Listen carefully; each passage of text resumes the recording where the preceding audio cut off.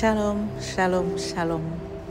J'espère que tu vas bien et que tu t'es levé du bon pied, comme on dit souvent.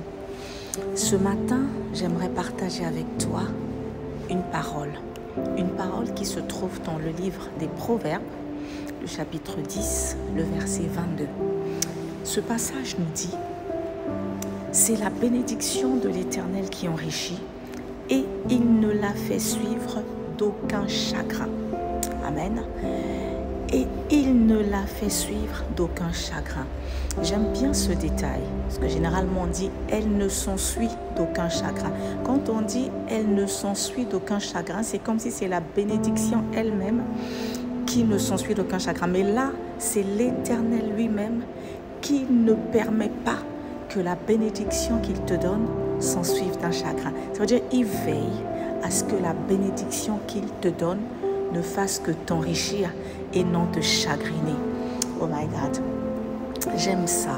C'est pourquoi ce matin, je voulais encourager quelqu'un. Généralement, nous courons après des bénédictions parce que nous sommes impatients et nous n'aimons pas attendre le temps de Dieu. Or, il y a plusieurs bénédictions. Si ce passage mentionne la précision de c'est la bénédiction de l'Éternel, ça veut dire qu'il y a des bénédictions qui ne sont pas de l'Éternel. Alléluia. Et il ne faut pas aller courir après des bénédictions qui ne sont pas de l'Éternel.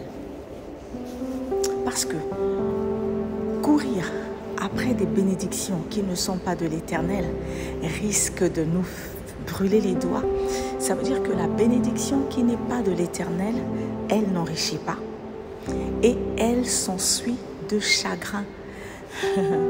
Généralement, on pense que aller chercher des bénédictions à notre manière, ne pas attendre le temps de Dieu, va nous favoriser, ou on va aller plus vite, ou on pense être plus sage que Dieu et on refuse d'écouter celui qui nous a fait.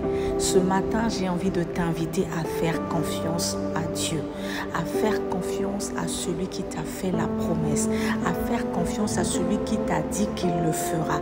Même si ça tarde, attends la promesse, attends la bénédiction.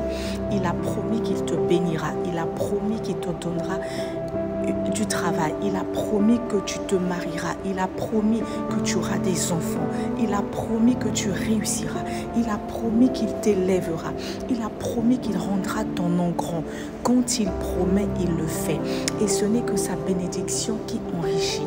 Alors attends-la. Habakkuk dit, même si la promesse tarde, attends-la, elle s'accomplira. Ne prends pas de raccourci.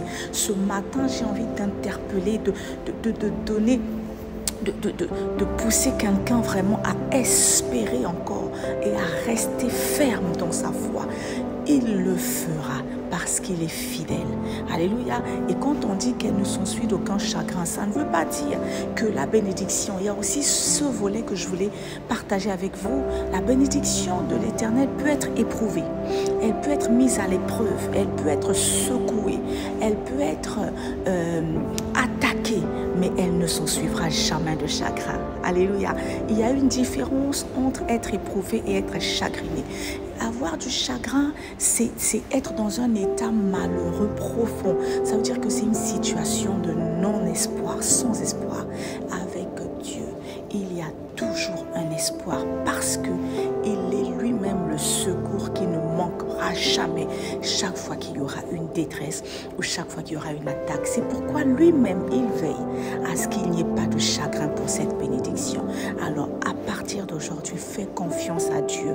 Ne prends pas de raccourci parce que sa bénédiction, c'est la meilleure. C'est celle-là qui te fera du bien et elle ne s'en suivra d'aucun chagrin. Et ce que Dieu donne sera toujours pour ta bénédiction. Il sait mieux que toi ce qui est bon pour toi. Attends la bénédiction de l'Éternel. Et si tu l'as reçue, si tu as déjà reçu la bénédiction de l'Éternel, garde-la précieusement, quels que soient les combats que tu peux rencontrer. C'est celle-là qui est bien pour toi. Si tu vas chercher une autre, attention au chagrin, que Dieu te bénisse et te fortifie. Tu es une bénédiction. Shalom.